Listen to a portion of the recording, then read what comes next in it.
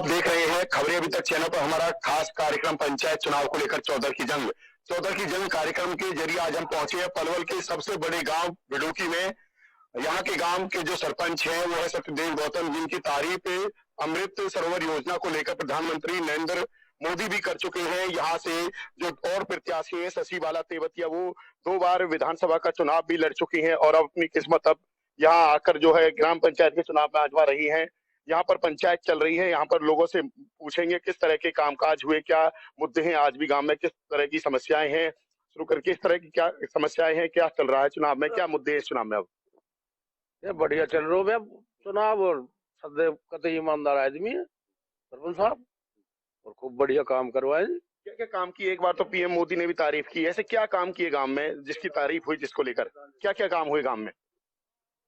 एक जन स्वास्थ्य केंद्र, एक हॉस्पिटल बनवाया, एक लाइब्रेरी भी है और ये जो स्टेडियम है और गौशाला के लिए बहुत दिया है योगदान। 25-30 किला भी लगा दिए हैं। गौ भक्त हैं, गौ सेवा कर रहे हैं। और हमारे एक ये जो नालियां हैं यहाँ की और ये पाइपलाइन है, वाटर सप्लाई है और ये जो जो गटर है ना, ये जो सीवरेज की भी लाइन बिछी हुई है गांव में और बहुत रास्ता किनारे सब बढ़िया स्वस्थ, बढ़िया अच्छे बन रहे हैं। आज भी दिक्कत क्या है, कमी क्या रह गई, क्या काम होने की जरूरत है आज भी गांव में, क्या काम होने चाहिए, सरपंच जो भी बने क्या काम करे आने वाले टाइम में। काम अभी तो ये अखाड़ा जो बनाया है, जोहड़ जो खुदी है, ये अब और जो 20 काम अधूरे दिखा रखे हैं वो 20 काम बाकी है, 20 काम पूरे कर दिए। गांव में विकास जितना सत्यदेव गौतम ने किया है 5 साल में, ये 50 साल में भी नहीं हुआ, इतना काम किया है। गांव के अंदर सबसे बढ़िया आरोप प्रत्यारोप लग रहे हैं जो ठेकेदारों से कमीशन लिया है, क्या है ये मामला, पंचायत भी हो रही है। ठेकेदारों से कमीशन लिया तो ठेकेदार हमारे बैठा रखे, उनसे आप पता करो, अगर किसी से एक ने पैसा लिया हो तो उसके जिम्मेदार हम होंगे। और क्या कहना चाहेंगे गांव में किस तरह के विकास हुए, आज भी क्या जरूरतें हैं जो कामकाज होने चाहिए आने वाली पंचायत जो क्या काम करे आज। देखो ऐसा है जी, आज डिस्ट्रिक्ट पलवल के अंदर गांव बिडूकी हमारा एक ऐसा गांव है, पिछले हम 40 साल से देखते आए हैं, कोई विकास का काम का नहीं है, कोई भी नहीं किया 40 साल के अंदर। आज भगवान बस्ती ने आशीर्वाद देकर हमारे सरपंच जी को जिताया। पिछले 5 साल 26 साल की उम्र थी उस टाइम उनकी। 26 साल की उम्र एक ऐसे उम्र होती है जो खेलने कूदने की उम्र ही होती है। उस टाइम में बस्ती माता ने आशीर्वाद रखा, तो उसके बाद जैसे जो उनकी उम्र हुई तो उसके 1 महीने बाद उनके पापा जी एक्सपायर हो गए थे। उसके बाद इतनी जिम्मेदारी आ गई उनके ऊपर, गांव बस्ती का इतना बड़ा सहयोग रहा, बड़े बूढ़ों का आशीर्वाद रहा, उनके आशीर्वाद से उन्होंने इतने विकास कार्य किए हैं गांव के अंदर। नंबर 1, गांव में कोई भी ऐसे आज से मान के चलो 2 साल पहले गांव के अंदर एक भी सड़क 450 के करीब सड़क बनवाई है, 450 के करीब सड़क बनवाई है गांव के अंदर। एक आज से 2 साल पहले एक ऐसा नहीं था गांव में गंदगी का कोई वो नाली का उसका। दूसरा मान के चलिए कोई भी ऐसा शमशान घाट नहीं था जिसके अंदर पार्क का काम नहीं करवाया या शमशान घाट के अंदर उसकी व्यवस्था नहीं कराई। व्यवस्था कराई है गांव के अंदर, एक भी चौपाल ऐसी नहीं थी जी। चुनाव लड़ रहे हैं फिर एक बार, तो किस तरह के मुद्दे हैं गांव में जिनको लेकर, मुद्दा क्या है, दूसरे प्रत्याशी भी घूम रहे हैं वो क्या कह रहे हैं, क्या मुद्दे हैं चुनाव। मैं तो देखो यही कहना चाहूंगा, मुद्दे तो सबका एक यही मुद्दा है कि आज के विकास को देखते हुए गांव की सरदारी ने ये तो तय कर लिया है कि सरपंच के अंदर बहुत बड़ी ताकत होती है। पहले तो क्या था, कुछ काम होता नहीं था, वही रोडें बनाना यही काम था। लेकिन आज 5 साल के अंदर गांव की सरदारी बच्चे को पता चल गया है कि सरपंच अगर युवा हो, पढ़ा लिखा हो, शिक्षित हो तो गांव में बहुत विकास कर सकता है। सरपंच साहब ने पढ़े लिखे होने के नाते सरपंच से ही जानेंगे। सरपंच साहब, इंजीनियरिंग की जॉब छोड़कर कैसे ग्राम पंचायत में आ गई, और अब तो 13 प्रत्याशी हैं आपके गांव की बात करें तो, और जो ऐसे भी प्रत्याशी हैं जो चुनाव लड़ चुके हैं विधानसभा का वो भी आपके सामने है। और बात करें तो गांव में जो चर्चा, किस तरह के आरोप लगे हैं आप पर, ये सरपंच की कह रहे हैं भाई कमीशन लिया ठेकेदार से, हालांकि ठेकेदार से बात करेंगे, ठेकेदार भी यहाँ पर है, क्या आरोप है, क्या कहना चाहोगे, अब किस तरह का ये चुनाव चल रहा है। जी नमस्कार सभी सरदारी को मेरा राम राम। देखिए दिनेश जी, असलियत में मुझे ऐसा लगता है, क्योंकि मैं एक नॉन पॉलिटिकल फैमिली से बिलोंग करता हूं, तो राजनीति तो मेरे लिए बेसिकली एक नया सा विषय रहा ही है। मैंने तो बेसिकली ये फोन लेना भैया। मैंने तो बेसिकली पढ़ाई मैं पकड़ लूँ अगर आप ठीक है तो। अच्छा, मैंने तो बेसिकली इंजीनियरिंग की पढ़ाई पढ़ी है, मैंने मैनेजमेंट की पढ़ाई करी है, तो राजनीति का तो जो सब्जेक्ट है वो मेरे लिए हमेशा से ही नया रहा है। और मुझे ऐसा लगता है कि चुनाव तो एक ऐसा महोत्सव है जो हर 5 साल में आता है। तो सर्वप्रथम तो मैं ये कहना चाहता हूँ अपने सभी ग्रामवासियों से कि जो चुनाव की जो भी प्रक्रिया है वो चुनावी प्रक्रिया एक शांतिपूर्ण तरीके से पूरी हो। और दिनेश जी, मेरा जो चुनाव लड़ना है कुछ मुद्दों को लेके मैं यहाँ पे 5-6 साल पहले आया था। और मेरे जो अब भी जो मेरा चुनाव है वो मेरा मुद्दों के आधार पे ही चुनाव है हमारा। जैसे आप बोलेंगे कि हम बेसिकली एक एजेंडा के साथ चुनाव में आए हैं। हमने पिछली बार जो वादे करे, मैं ये तो नहीं कहूंगा कि 100% हम उन्हें पूरा कर पाए हैं, लेकिन मैं ये जरूर कहूंगा कि 95 प्रधानमंत्री मोदी ने जो ट्वीट किया एक आपकी जो जल संचय योजना जो आपने बनाई उसको लेकर क्या कहना चाहोगे? किस तरह की वो योजना थी, किस आज वो सफल हुई, कितना फायदा हुआ लोगों को? देखिए, जल संरक्षण मोदी जी हमेशा ऐसे कामों को प्रोत्साहन देना चाहते हैं, तो वो जल संरक्षण की एक योजना थी। उसमें बेसिकली हमने 5 रेन वाटर हार्वेस्टिंग सिस्टम बनाए थे। तो उनमें एक ओवरऑल जो पूरे साल का देखें तो 25 लाख लीटर पानी हम पर ईयर का सेव करते थे, जो अपने आप में एक बहुत बड़ी बात है। दिनेश जी, मैं कह रहा हूँ 25 लाख लीटर पानी हम सेव करते थे। और बेसिकली वो कहते हैं ना, आवश्यकता आविष्कार की जननी है। तो ये योजना हमने एक स्कूल में सबसे पहले शुरू करी थी। स्कूल के पानी के निकास की व्यवस्था नहीं थी, तो अगर हम उस स्कूल की बिल्डिंग को ऊंचा उठाते तो शायद से सारी बिल्डिंग खराब हो जाती और पानी की व्यवस्था तभी हो पाती जब हम पूरे ग्राउंड को ऊंचा कर देते। मुद्दे क्या है इस चुनाव में? दिनेश जी, आप इतना जल्दी जल्दी पूछेंगे तो आप फिर मैं बीच में कैसे कंटिन्यू कर पाऊंगा।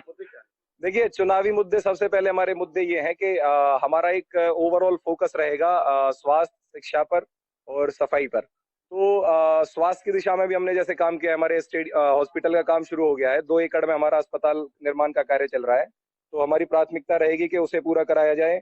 और इसके अलावा 8 एकड़ में हमारे स्टेडियम को सैद्धांतिक अनुमति मिल चुकी है, उसे हमें पूरा कराना है। एक हमारा एक पर्टिकुलर एरिया है, बाबूराव जोहड़ वाला एरिया है, बाबूराव जोहड़ उसमें है, हरिजन जोहड़ है और एक गढ़ी वाली जोहड़। अब मैं आपको बीच पहले कंटिन्यू करो जी, मेरे को पहले कंप्लीट करने दीजिए प्लीज।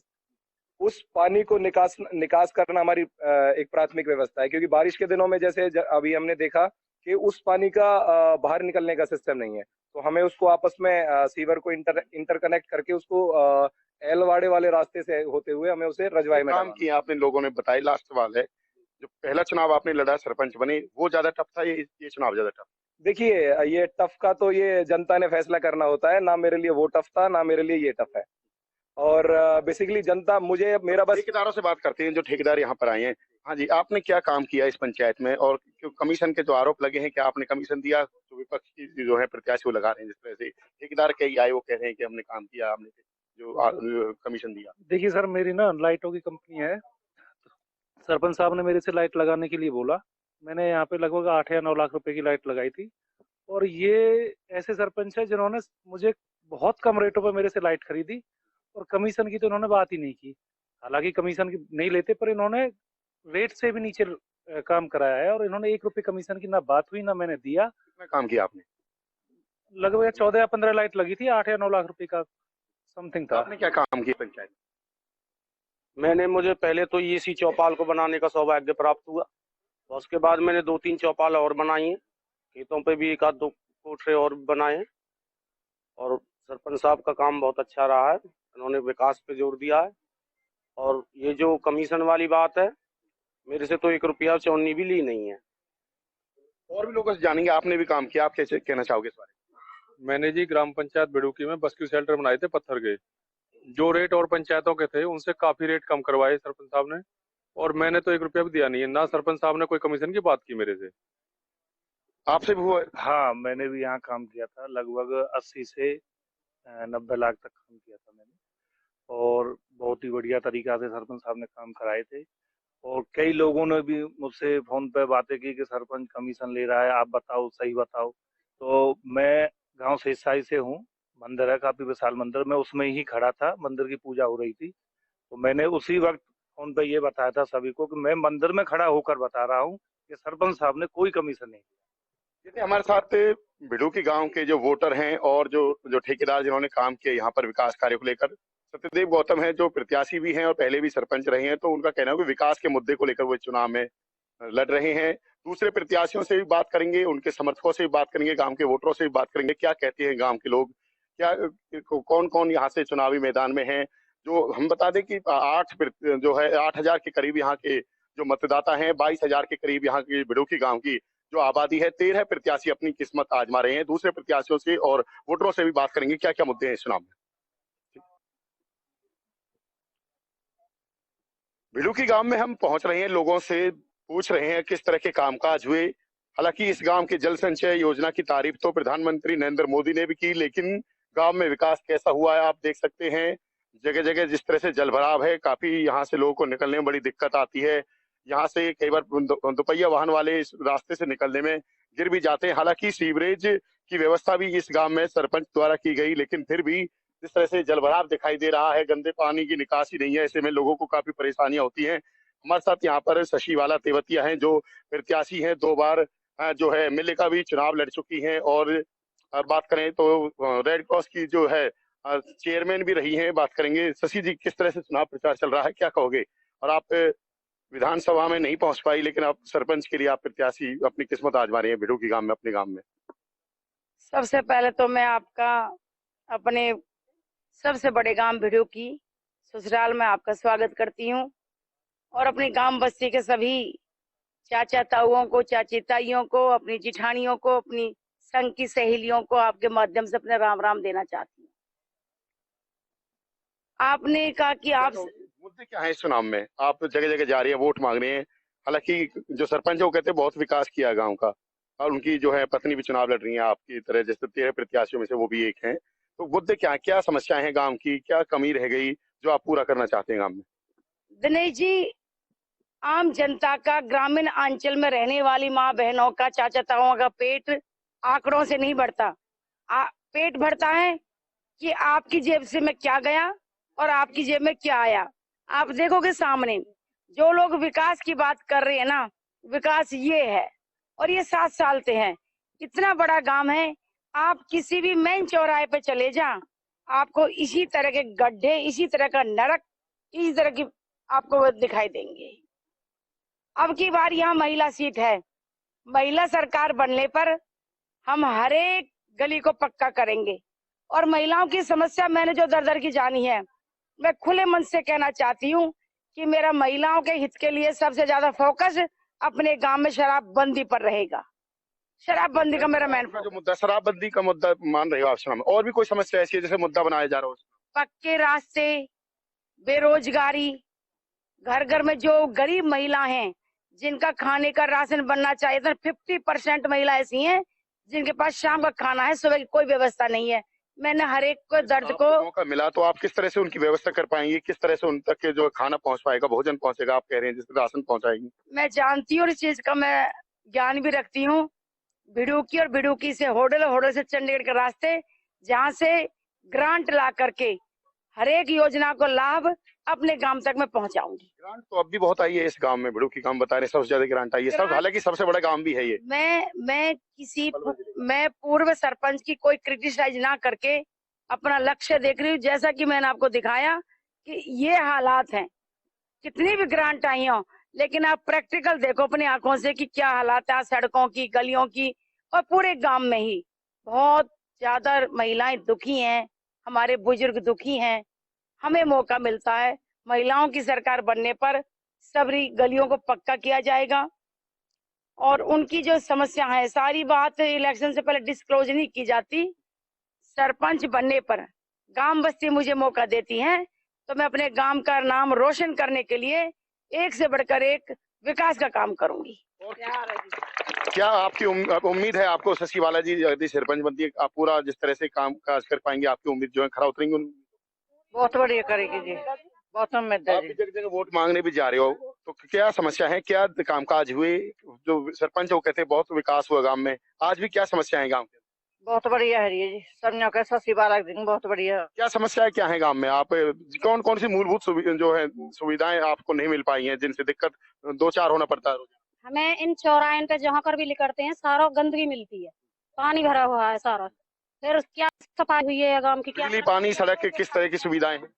यहाँ से कुछ सुविधा नहीं है, पानी की भी कमी है, बिजली की कम है जी, पानी नहीं है जी। शिकायत करी भाई गांव में बिजली की व्यवस्था होनी चाहिए, ठीक बिजली आनी। कितनी बार शिकायत करी लेकिन हमारी सुनवाई नहीं कर गई। इस रास्ते की ज्यादा पड़े हैं जी, कोई सुनवाई नहीं हुई हमारी। हाँ, यूं मेन गिरा रहा है, दारू बिक्री है, घर घर में दारू दे रहे हैं जब काम चल रहे हैं सबके। यानी कि जो शराबबंदी मुख्य मुद्दा रहेगा, आपके प्रत्याशी जो कह रहे हैं, आप भी चाहते हैं गांव में शराब बिल्कुल बंद हो पूरी तरीके बिल्कुल बंद हो, जनानियों की जब ही खुशी मिलेगी जब ये शराब बंद होगी। कुर्बान की सबकी कलेश हो जी, दारू बंद होनी चाहिए।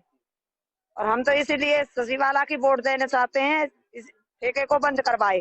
बिल्कुल, गाँव में क्या लिया? देखते हैं किस तरह की दिक्कतें गांव को जो यहाँ से रास्ते खराब होने की वजह से होती है, किस तरह से कीचड़ से निकल कर ट्रैक्टर आते हैं, तो ऐसे में जो लोगों को भी काफी दिक्कतें होती हैं।